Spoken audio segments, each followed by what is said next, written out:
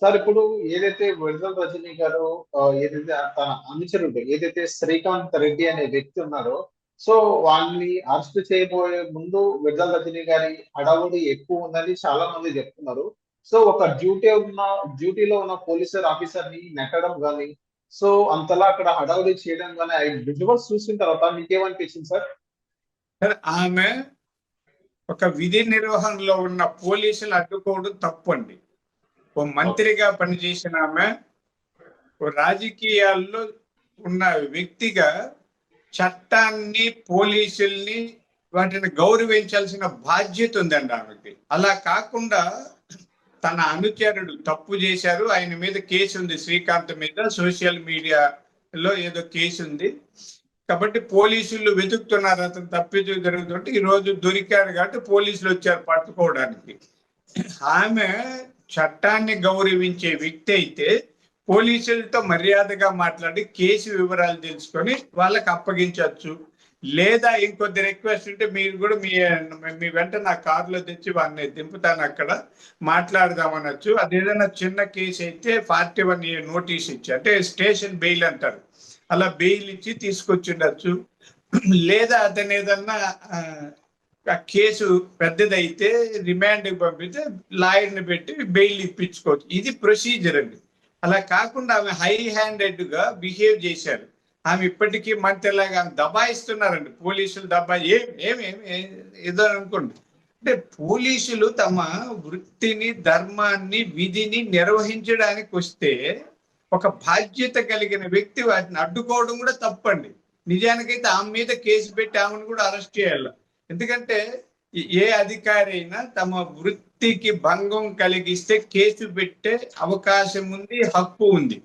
ఇప్పుడు విధులు నిర్వహిస్తున్న పోలీసులని ఆమె అడ్డుకున్నారు, వాళ్ళ విధి నిర్వహణకు భంగం కలిగించారని కూడా ఆమె మీద కేసు పెట్టచ్చు. కేసు పెట్టి ఆమెను కూడా అరెస్ట్ చేయొచ్చండి. అంటే చట్టాలు ఉన్నాయి కదా అని అంతేమి చెయ్యము. చంద్రబాబు నాయుడు గారి ప్రభుత్వంలో అలాంటి అనవసరమైన కేసులు పెట్టడం, చాలా జాగ్రత్తగా హుందాగా వ్యవహరించడమే మా ప్రభుత్వ తీరండి. సార్ కానీ ఇప్పుడు మాట్లాడితే కేసు పెడుతున్నారు అంటే, ఇప్పుడు ప్రశ్నించే హక్కు మాకు లేదా? మాట్లాడితే కేసు పెడుతున్నారు, అదే సోషల్ మీడియాలో మేము ప్రశ్నిస్తున్నాం, ప్రశ్నిస్తే దానికే మీరు కేసులు పెడుతున్నారని ఇప్పుడు వైఎస్ఆర్సీపీ కానీ ఈవెన్ జగన్మోహన్ రెడ్డి గారు కూడా చెప్పడం జరుగుతుంది. సో అదే విధంగా ఇప్పుడు శ్రీకాంత్ రెడ్డి గారిని అరెస్ట్ చేశారంటారా?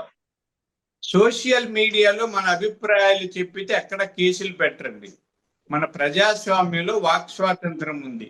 అంటే మనం ఎక్కడన్నా మాట్లాడచ్చు, మీడియాలో మాట్లాడచ్చు, కరపత్రాలు వేసుకోవచ్చు, గోడల మీద రాయొచ్చు. ఏ విధైన ప్రచార మాధ్యమాలు, రకరకాల మాధ్యమాలని వాడుకొని మన భావాన్ని వ్యక్తీకరించడం తప్పు కాదు. అది రాజ్యాంగం మనకు కల్పించిన హక్కు. అయితే ఎదుటి వ్యక్తుల హక్కులకు భంగం కలిగించే విధంగాను, ఎదుటి వ్యక్తుల పరువు తీసే విధంగాను, ఎదుటి వ్యక్తులని మానసిక క్షోభకు గురి చేసే విధంగాను అసభ్యంగా, అశ్లీలంగా, అవహేళన చేయకూడదండి. అంటే ఇతరులు మన పట్ల ఎలా ప్రవర్తించాలని మనం కోరుకుంటాము, మనం ఎలాంటి గౌరవ మర్యాదలు కోరుకుంటామో అవి ఇతరులకు కూడా ఇవ్వాలనేది ధర్మం కూడా. అలా కాకుండా సోషల్ మీడియాలో ఏదైనా పెట్టచ్చు కదా అని ఈ అసభ్యంగా, అశ్లీలంగా, ఇంకా చాలా ఘోరంగా పోస్టింగ్స్ పెట్టినా, విమర్శలు చేసినా, బూతులు మాట్లాడినా కేసులేండి. అది ఎప్పుడైనా, ఇప్పుడు కాదు, మన రాజ్యాంగం నుంచి ఎప్పటి నుంచో ఉంది. సోషల్ మీడియా రాకముందు కూడా ఇప్పుడు ఒక పత్రికలో తప్పుడు వార్తలు ప్రచురిస్తే వాళ్ళ మీద పరువు నష్ట దావా వేయొచ్చండి. మొదట్లో వార్తాపత్రికలు ఉండేది.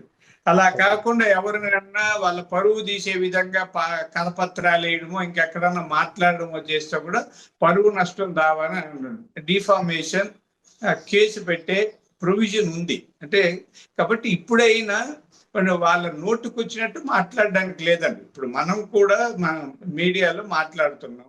నేను ఇప్పుడు వాళ్ళని గౌరవంగా విడుదల రజనీ గారు అంటున్నాను కానీ వ్యక్తిగతంగా ఏమి దూషించడం లేదు కదా. ఈ మర్యాద పాటించే వాళ్ళకి సమస్య ఉండదు. కొంత ఈ అసభ్యంగా వ్యవహరించే వాళ్ళ మీద కేసులు పెట్టక తప్పదండి. ఎవరైనా కేసు పెడితే పోలీసులు చూస్తారు, అది చట్టబద్ధంగా ఉందా, ఈ కేసు ఈ చట్టం ప్రకారం నేరమేనా, ఇవన్నీ చూసి కేసులు పెడతారు. అలా శ్రీకాంత్ విచ్చలవిడిగా పోస్టింగ్స్ పెట్టడం, అది చాలా అవహేళన, అసభ్యంగా మాట్లాడు ఏదో చేసి ఉంటారు. ఆయన మీద కేసు పెట్టారు, అరెస్ట్ చేయడానికి వచ్చారు. ఇక్కడ మనం చూసుకున్నట్లయితే ఇప్పుడు కూటమి ప్రభుత్వం రెడ్ బుక్ రాజ్యాంగం నడుస్తుంది, ఏదైతే రెడ్ బుక్ లో ఉన్న విధంగానే మొత్తం నడుస్తుందని ఇప్పుడు వైఎస్ఆర్సీపీ వాళ్ళు ఉంటారు. అందులో భాగంగానే ఈ రోజు శ్రీకాంత్ అనే వ్యక్తి, ఈ రోజు శ్రీకాంత్ రెడ్డి కావచ్చు, రేపు విడతల రజనీ అవుతుంది, ఎల్లుండి ఇంకొకరు అవుతారు. మొత్తం రెడ్ బుక్ రాజ్యాంగం నడుస్తుందని కొంతమంది అంటున్నారు. దాని పట్ల నిజంగానే మీ కూటమి గవర్నమెంట్ రెడ్ బుక్ రాజ్యాంగం నడిపిస్తుందంటారా? వాళ్ళు అన్నింటికి ఒకే మంత్రం అని ఒక సామెత ఉందండి. ప్రతిదానికి అదే మంత్రం, ఇంక వేరే ఏముండదు. మీరు ఏం చేసినా రెడ్ బుక్ రాజ్యాంగం, లోకేష్ గారు ఇవే చెప్తుంటారు. ఇక్కడికి రెడ్ బుక్ రాజ్యాంగం అనేది మాకు ఒక వివరాల చిట్ట అండి. అది రెడ్ బుక్ అనేది అక్రమాలు, అన్యాయాలు చేసిన వాళ్ళ వివరాలన్నింటినీ దాంట్లో రాసుకున్నాం. దాన్ని రెడ్ ఒక ఎర్ర పుస్తకంలో రాసుకుంటే గుర్తుంటది, ఇవన్నీ అక్రమాలు, అన్యాయాలు చేసిన వాళ్ళని. ఎర్ర జెండా పచ్చ జెండా లాగా అలా రాసుకున్నాము తప్ప దానికి ఇక్కడ శ్రీకాంత్ అరెస్టుకి సంబంధం లేదండి. అంటే ప్రతిదానికి వీళ్ళు ఎట్లా అంటే వైఎస్ఆర్ పార్టీలో ఒక రెండు పదాలు నేర్చుకున్నారు. తిరోగమనం, చంద్రబాబు నాయుడు గారిని ఏదో విమర్శించడం, లోకేష్ గారు రెడ్ బుక్ ఏదో అనడం, అభివృద్ధి ఆగిపోయింది, మేము ఉంటే చాలా చేసాం, ఇదే. లేదా ఇంకొకటి, మేము మళ్ళీ 3 ఏళ్ళకో 2 ఏళ్ళకో 4 ఏళ్ళకో, వాళ్ళకి ఎన్ని రోజులకు వస్తారో కూడా తెలియదు, ఇంకొక 3 ఏళ్ళకి వస్తామంటారు, 2 ఏళ్ళకు మంది రాజ్యం అంటారు. ఇలా ఏదో భ్రమపడి భ్రమ కల్పించే మాటల గారడీ చేయడం అలవాటు చేసుకున్నారు తప్ప దీనికి దానికంత సంబంధం లేదు. ప్రతిదాన్ని రెడ్ బుక్ రాజ్యాంగం అన్నాడు వాళ్ళు అలవాటుగా మార్చుకున్నారు. అక్కడ నేరం జరిగింది అనేది చెప్పానండి రజనీ గారిని. ఆ అబ్బాయి మీద పెట్టిన కేసులో ఆ కేసుని తీసుకోమనండి. ఈ కేసులో తప్పు పెట్టారు, పోలీసులు తప్పుడు కేసు పెట్టారని ఉంటే చెప్పమనండి, కేసు వేయమనండి. పోలీసులు తప్పుడు కేసు పెట్టి అనవసరంగా ఎవరినన్నా అరెస్టు చేస్తే వీళ్ళ పట్ల దురుసుగా ప్రవర్తిస్తే పోలీసులైనా ఎవరైనా కేసు పెట్టచ్చండి. ఆమె అవి పెట్టమనండి. ఇక్కడ పోలీసులు దురుసుగా ప్రవర్తించి అక్రమంగా తప్పుడు కేసు పెట్టుంటే ఆమెకేమి డబ్బు లేదా, లేకపోతే కేసు పెట్టమండి. పోలీసులు కేసు రిజిస్టర్ చేయకపోతే కోర్టుకి వెళ్ళి ప్రైవేట్ కంప్లైంట్ వేయమని అవుతుంది కదా.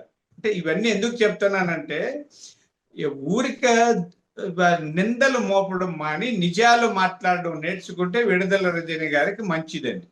సార్ ఇప్పుడు విడుదల రజనీ గారు, ఇప్పుడు టీడీపీ శ్రేణులు కొంతమంది ఏమంటున్నారంటే, సార్ ఇప్పుడు విడుదల రజనీ గారిని రెచ్చగొట్టే యోచన చేస్తున్నారు. గతంలో ఏదైతే వక్ఫ్ బోర్డు సంబంధించింది ముస్లిం సోదరులు శుక్రవారం నమాజ్ చదివిన తర్వాత ఏదైతే వాళ్ళు రాజకీయాలకి అతీతంగా శాంతియుతంగా ధర్నా చేస్తుంటే అక్కడికి వెళ్ళి విడుదల రజనీ గారు ప్రభుత్వం విమర్శించే యోచనలో ఉన్నారు. సో అక్కడ ఉన్న ముస్లిం సోదరులు ఏం చెప్పారంటే, మేము శాంతియుతంగా ఒక పార్టీకి అనుకూలంగా కాకుండా పార్టీలకి అతీతంగా మేము ధర్నా చేస్తున్నాం, సో మీరు ఇక్కడ నుంచి వెళ్ళిపోండి అని విడుదల రజనీ గారిని తరిమేయడం జరిగింది గుంటూరులో. సో దీని పట్ల నిజమే అని ఈ విషయం పట్ల మీరు సమర్థిస్తారా సార్? అవునండి, ఆమెకి అది అలవాటు అండి. ఆమెకే కదా వైఎస్ఆర్ పార్టీలో చాలా మందికి అలవాటు ఏమంటే అక్కడ సభలు సమావేశాలు జరిగిన ఎవరు చేస్తున్నా అక్కడ ఏదో వెళ్ళి ఒక వివాదాన్ని సృష్టించడం వాళ్ళకి అలవాటు. ఆ వివాదాన్ని సృష్టించి అల్లరి చేసి మీడియాలో ప్రచారం పొందాలి. ఇంకేం మీడియాలో దాన్ని మామూలుగా ప్రచార యావ లేదా మీడియా మేనియా, ప్రచార ఉన్మాదం వీళ్ళు అంటుంటాం. వీళ్ళంతా ప్రచారోన్మాదులండి. వైఎస్ఆర్ పార్టీలో ఉన్న వాళ్ళంతా ప్రచారోన్మాదులు, ఏది పడితే అది చేయడం. అక్కడ ఎక్కడ పోయినాము అక్కడ సందర్భం ఏమి సమయం ఏమి ఉండదు, ఎక్కడైనా అల్లర్జీ. అలాగే మీరు అన్నట్టు ఆ గుంటూరు అక్కడ పోయి చేశారు, జనమే తిరస్కరించి తరిమేసినాక బుద్ధి తెచ్చుకొని వచ్చారండి. సో థ్యాంక్ యూ సార్, మా టాప్ తెలుగు టీవీకి వచ్చినందుకు.